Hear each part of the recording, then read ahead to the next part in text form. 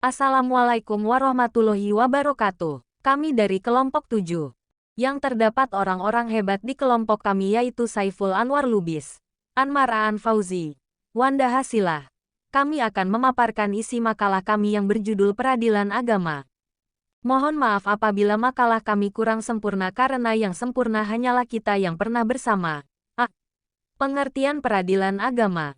Peradilan dalam bahasa Inggris disebut judiciary, dan dalam bahasa Belanda disebut rechtspraak, yang maksudnya adalah segala sesuatu yang berhubungan dengan tugas negara dalam menegakkan hukum dan keadilan. Dalam bahasa Arab peradilan biasa disebut qada, yang berarti menyelesaikan, menunaikan dan bermakna memutuskan hukum atau membuat ketetapan. Dalam Kamus Besar Bahasa Indonesia KBBI, peradilan adalah segala sesuatu mengenai perkara pengadilan. Dari berbagai pengertian peradilan tadi, penulis dapat menyimpulkan bahwa peradilan adalah kewenangan suatu lembaga untuk menyelesaikan perkara untuk dan atas nama hukum demi tegaknya hukum dan keadilan. B. Sejarah berdirinya peradilan agama di Indonesia.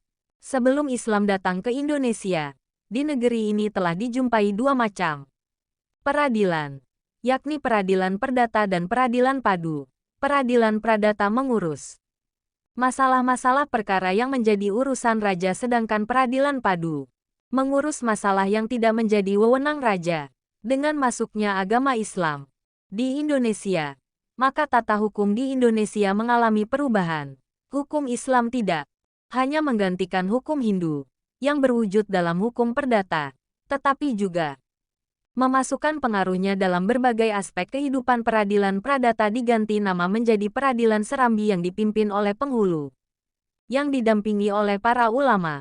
Meski terjadi perubahan nama dari peradilan pradata menjadi peradilan serambi, namun wewenang kekuasaannya masih tetap seperti peradilan pradata. Masyarakat pada masa itu dengan rela dan patuh serta tunduk mengikuti ajaran-ajaran Islam dalam berbagai dimensi kehidupan. Namun, keadaan itu kemudian menjadi terganggu dengan munculnya kolonialisme Barat yang membawa misi tertentu, mulai dari misi dagang, politik bahkan sampai misi kristenisasi.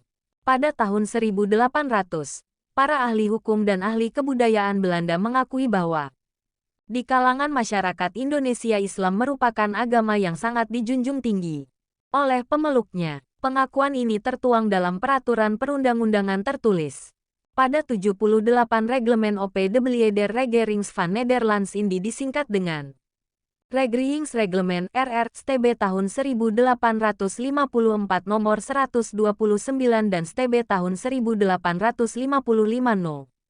2. Peraturan ini secara mengakui bahwa telah diberlakukan Undang-Undang Agama, Godsdienstige, Wetten, dan Kebiasaan Penduduk Indonesia.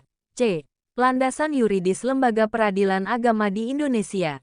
Sumber hukum peradilan agama yang dapat dipakai dalam memeriksa, memutuskan dan menyelesaikan setiap perkara yang diajukan secara garis besar terbagi menjadi dua, yaitu sumber hukum material dan sumber hukum formil.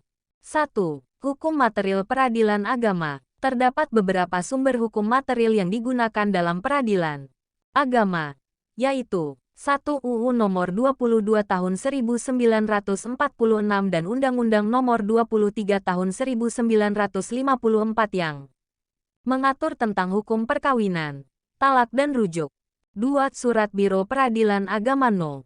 B5 PP Nomor 28 Tahun 1977 tentang perwakafan tanah milik. 6. UU Nomor 7 Tahun 1989 tentang Peradilan Agama Jo UU No. 3 Tahun 2006. 7. Inpres Nomor 1 Tahun 1991 tentang kompilasi hukum Islam yang terdiri dari Buku 1 tentang hukum perkawinan, Buku 2 tentang hukum kewarisan, Buku 3 tentang hukum perwakafan. 8. UU Nomor 38 Tahun 1999 tentang pengelolaan zakat. 9. UU Nomor 41 Tahun 2004 tentang wakaf. 10. UU Nomor 21 Tahun 2008 tentang perbankan syariah. Rancangan UU terkait hukum material peradilan agama yang masih dalam proses legislasi, yaitu 1. RUU Terapan Peradilan Agama. 2. RUU SBSN, Surat Berharga Syariah Nasional. 3. Kompilasi Hukum Ekonomi Syariah. A. Kesimpulan. Peradilan agama bertugas dan berwenang memeriksa, memutus, dan menyelesaikan perkara-perkara antara orang-orang yang beragama Islam di bidang perkawinan, waris, wasiat, hibah, wakaf, zakat, infak, sedekah dan ekonomi syariah. Sebagaimana diatur dalam Pasal 49 Undang-Undang Nomor 3 Tahun 2006 tentang perubahan atas Undang-Undang Nomor 7 Tahun 1989 tentang Peradilan Agama. Kompetensi absolut adalah wewenang Badan Pengadilan dalam memeriksa jenis perkara tertentu yang secara mutlak tidak dapat diperiksa oleh badan pengadilan lain. Hal ini diatur oleh undang-undang atau peraturan yang mengaturnya, meskipun telah lahir upaya yang mengatur kewenangan absolut peradilan agama, namun pada praktik di lapangan masih saja ditemui terjadinya sengketa kewenangan.